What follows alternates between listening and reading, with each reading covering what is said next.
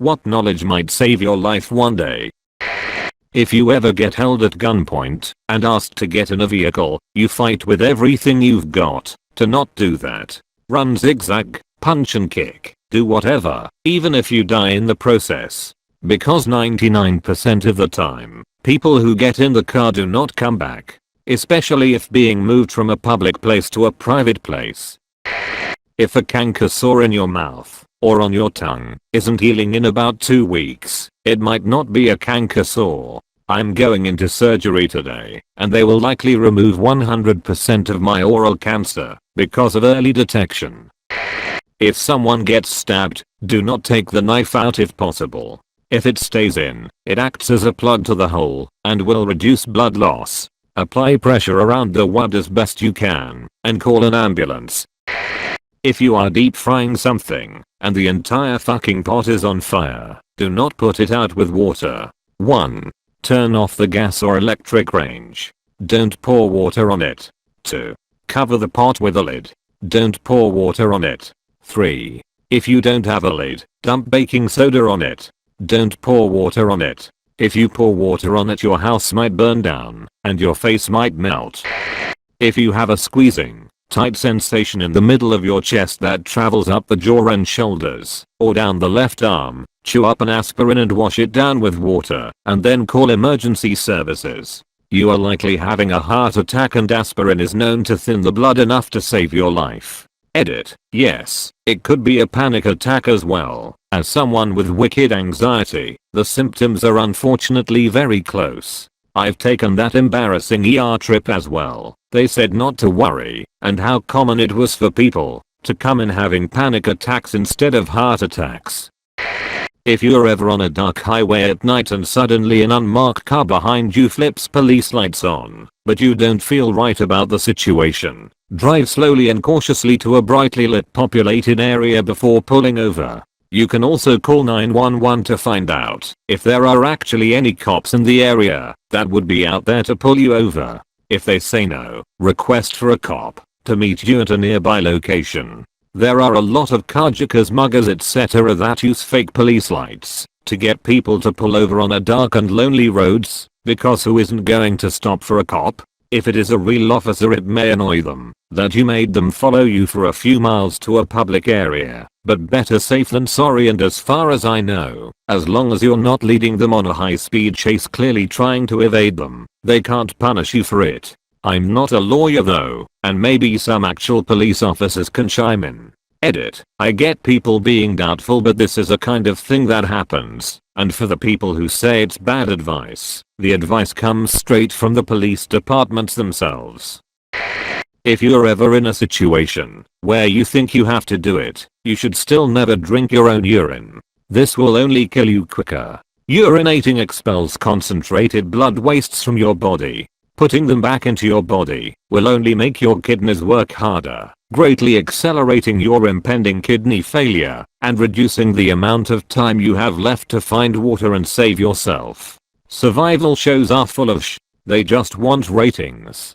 Don't drink your own urine. Don't give yourself a lake water enema. Don't eat anything you find in the forest. Don't try to tame a wild horse and ride it back to civilization. All things I have seen Bear Grylls do. Real wilderness survival tips. Carry way more water than you think you'll need. Always carry at least one knife. Have a flashlight and a backup flashlight. Pack at least a few granola bars. Have a compass. And carry a comprehensive first aid kit. Preparedness will save your life one day. Oh, and take your effing trash back home with you. Nature isn't your trash can. Edit. Obviously, this post is not meant for you experienced hikers and outdoorsmen. This post is for the type of people who need to be told these things. Read into that what you will. 2 animal ones. 1. If you are scuba free diving and a giant octopus grabs hold of you, do not try to pry him off of you. He has more arms than you and more ways to hold you. Focus on getting him off his anchor point, rock, pipe, whatever. He can't pull you in and pull you down without using the leverage from his anchor. 2. If you are being chased by a swarm of bees, do not jump into a lake or other body of water to escape. This isn't a cartoon. The bees will simply wait above the water to sting you, and now you have created a situation where you move slower, can't breathe as well, and suffer worse if the toxins affect you. You may even swallow a bunch of bees gasping for air. Also, water has unseen predators that you've now introduced to the equation. If pursued by bees, just keep running and running. They will defend their hive to a large proximity, perhaps even a mile. Just run until they feel they've won. How to recognize a stroke fast. Facial droop, eyelid, lip, nose, whatever. Arm numbness or weakness. Slurred speech. Time to call 911. We only have limited time to save your brain if you're having an ischemic stroke. The more time that you lose, the more brain that you lose. After 3 hours of the onset of symptoms, we can't give you TPA, which is the strongest clot buster. Call 911 and tell them you, or your loved one, is having a stroke. This is so that the ambulance will know to take you to the nearest certified stroke center, if there is one in your region. If there is not a nearby stroke center, the local hospital should at least be alerted of what's coming in, so they can start preparing transportation arrangements. If you go swimming in a river, always check the bottom before jumping in. Even if it is the same spot you have swum in before, the bottom can be filled in with rocks and sediment during the spring. Also, if you are swimming in a very deep gorge or quarry, it is probably best not to jump in, even though it seems super tempting. There is sometimes a second current further down, and lots of people drown by going too deep when they jump in and not being able to get back up. There is no such thing as a fair fight. If it's a life-threatening situation, fight dirty. Attempt to bite if you are pinned down, and press the base of your thumbs onto their eyes if necessary. As soon as you get the opportunity, run towards the nearest place with people around and report to the police. Obvious, but often people view fighting as a boxing match. If a hostile dog is confronting you, do not run. It can outrun you, and the minute you turn your back, it'll see it as a sign of weakness and may attack. Instead, keep eye contact with the dog and try to find something long like a branch or pole. Face the dog and start slowly backing in the direction you need to go while shouting at the dog.